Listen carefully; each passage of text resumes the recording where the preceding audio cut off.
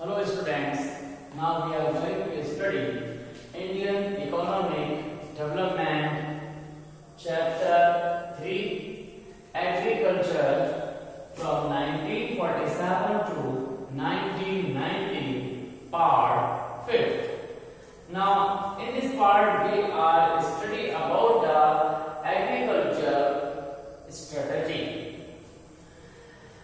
तो इस जो हमारे पास पार्ट है, इस पार्ट में हम जो एग्रीकल्चर से रिलेटेड जो योजनाएं हैं, जो पॉलिसीज हैं, जो कि 1947 से लेकर 1990 तक जो बनी हैं, हम उनके बारे में यहाँ पर डिस्कस करेंगे। तो जो एग्रीकल्चर स्ट्रेटेजी है, जो इंडियन एग्रीकल्चर के अंदर जितनी भी प्रॉब्लम्स थी उनको दूर करने के लिए, उनको हटाने के लिए, या ये कहें तो उनमें जो रिफॉर्म्स है उनके लिए हमारे पास क्या क्या पॉलिसीज बनाई गई, उनके बारे में हम यहाँ डिस्कस करेंगे। तो यहाँ पर लैंड रिफॉर्म जो कि हमारे पास इंस्टीट्यूशनल, या हम ये कह सकते हैं कि जो जमीन से रिलेटेड या रिफॉर्म से रिलेटेड जो हमारे पास रिफॉर्म्स हैं,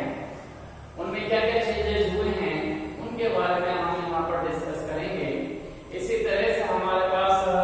एग्रीकल्चर स्ट्रेटेजी है जो कि योजनाएं बनी, और फिर दूसरे जो हमारे पास अदर जो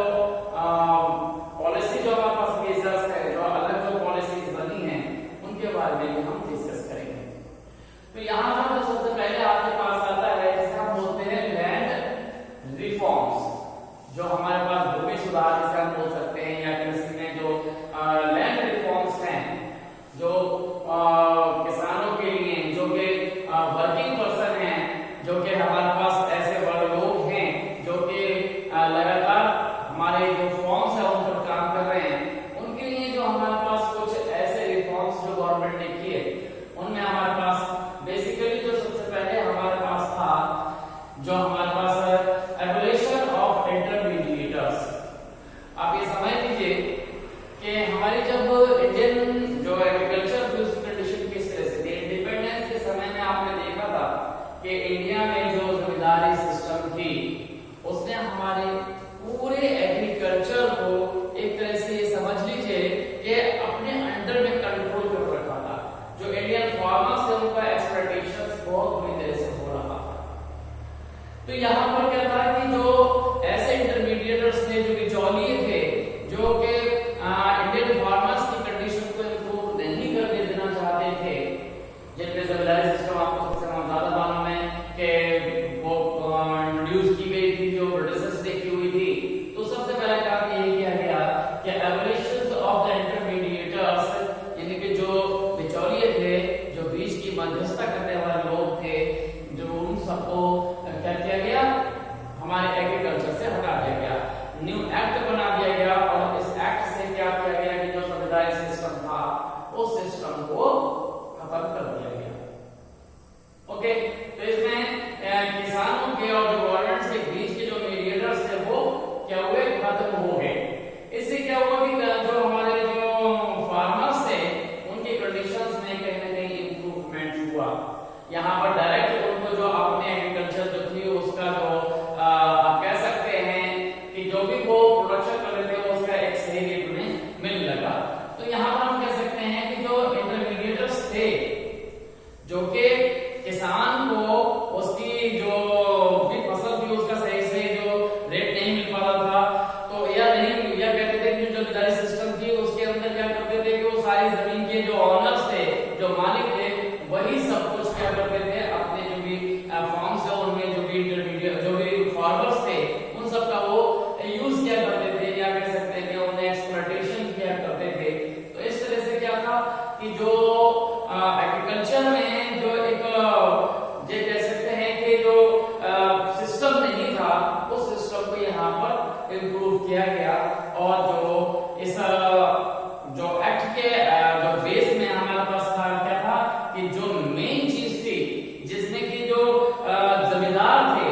उनको अपने आप को क्या एज ए ऑनर समझते थे, एज ए अपने आप को मालिकों की तरह वो ट्रीट करते थे, और वो तो अपने आप ही लगातार अपनी कंडीशन को इम्प्रूव करते रहे। और जो एग्रीकल्चर में जो मेन पर्सन था, जो फार्मिंग करता था, उसकी कंडीशन लगातार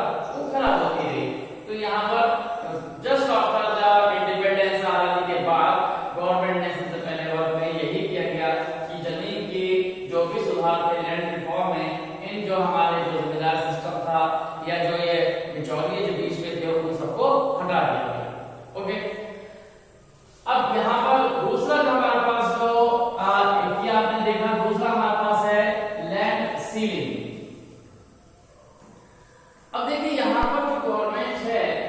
उसने क्या काम किया कि यहाँ पर जो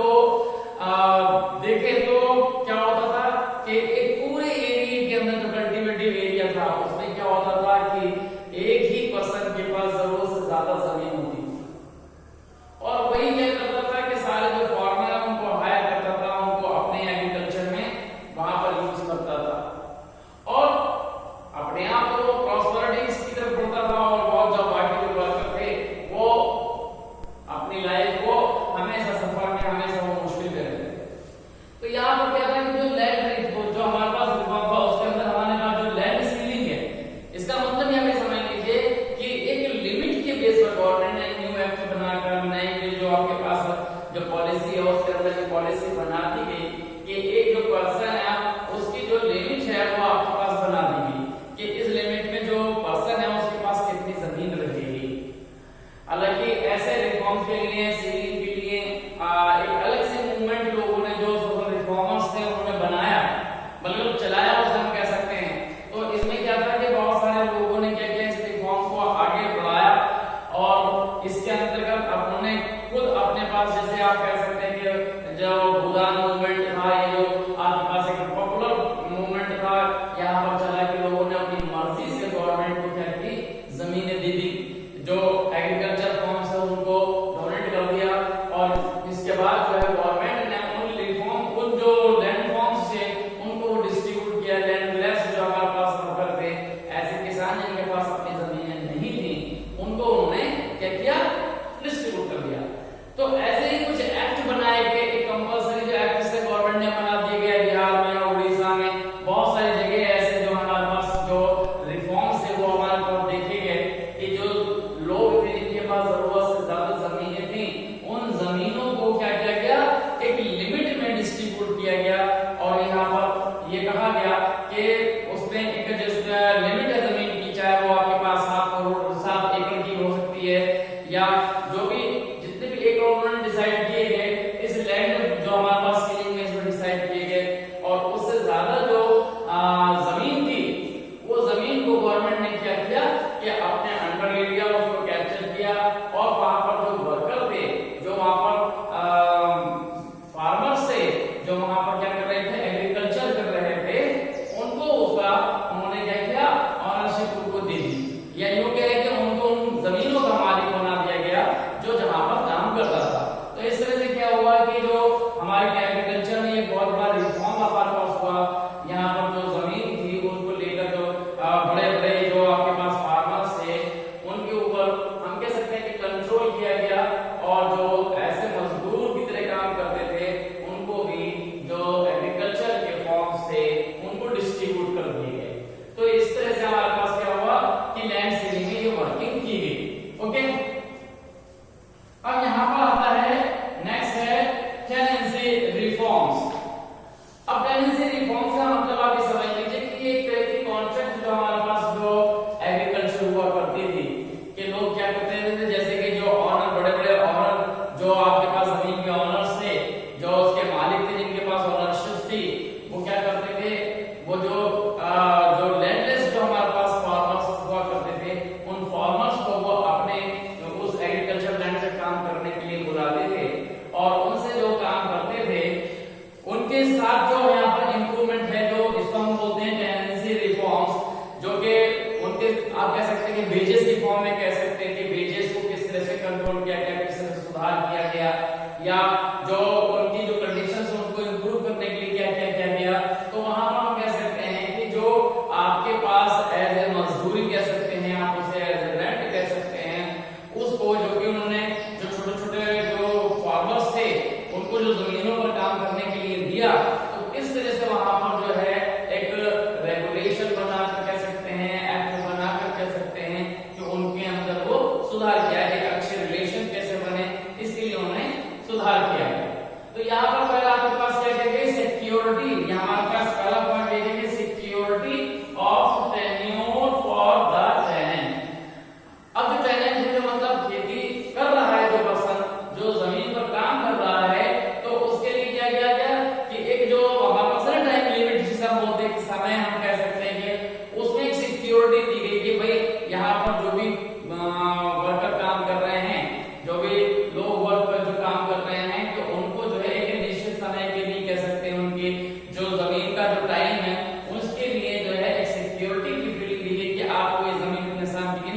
आप बोलते ना पट्टे पे कि 2 साल के लिए दिया गया कि 4 साल के लिए दिया गया, तो इस तरह के हम कह सकते हैं कि एक लिमिट जो थी हमारे पास, जो बीच में कॉन्ट्रैक्ट जो थे उनमें सुधार किया गया, और एक जो हमारे पास जो छोटे छोटे फॉर्म के अंदर सिक्योरिटी की फीलिंग दी गई कि आप जो है इस पर काम कर रहे हैं तो आपके पास ये जो टाइम है, ये आपके पास, ये जमीन आपके पास ऐसे ऑनर की तरह आप इसके ऊपर जो है वर्क करेंगे। तो इससे क्या हुआ कि उनके अंदर की जो है सिक्योरिटी की जो फीलिंग्स थी कि वो इसके अंदर आई।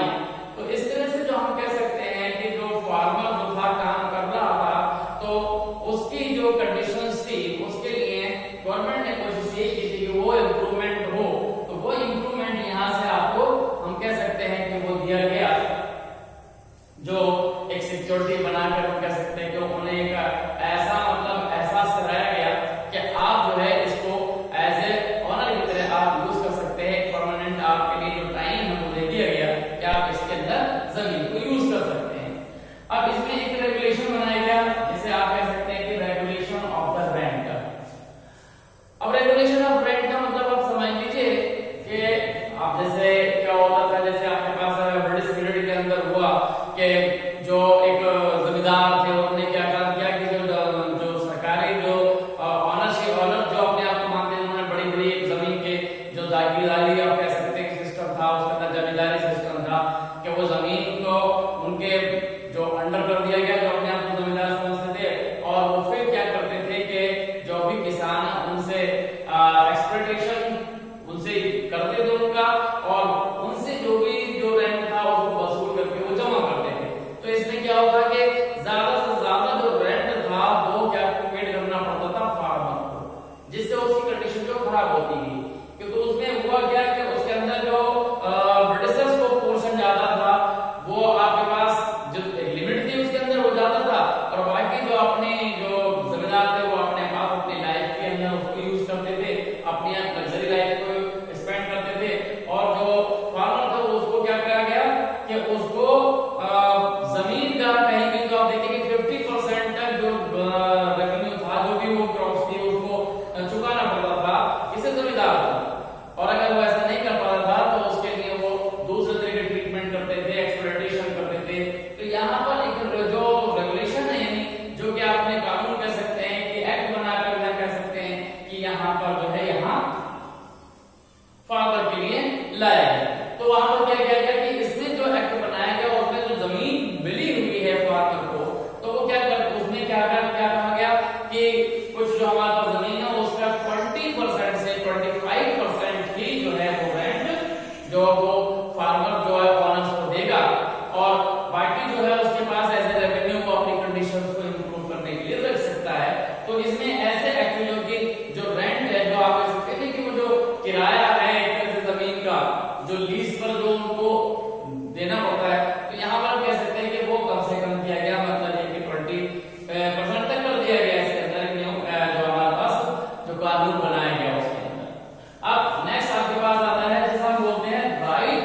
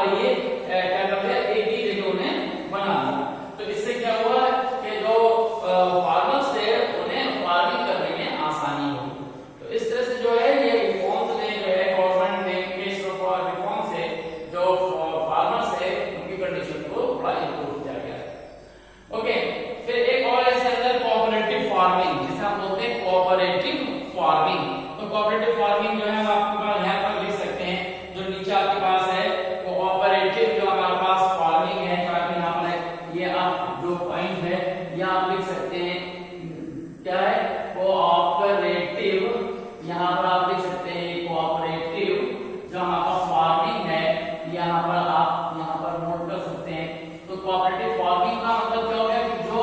क्या हुआ, फार्मर्स हैं उन्होंने मिलकर जो एग्रीकल्चर जो किया, कि छोटे छोटे जो लैंड्स थे उनको इकट्ठा एक जगह बनाकर जो है उससे उन्हें क्या किया कि फार्मिंग करनी शुरू कर दी। इससे क्या हुआ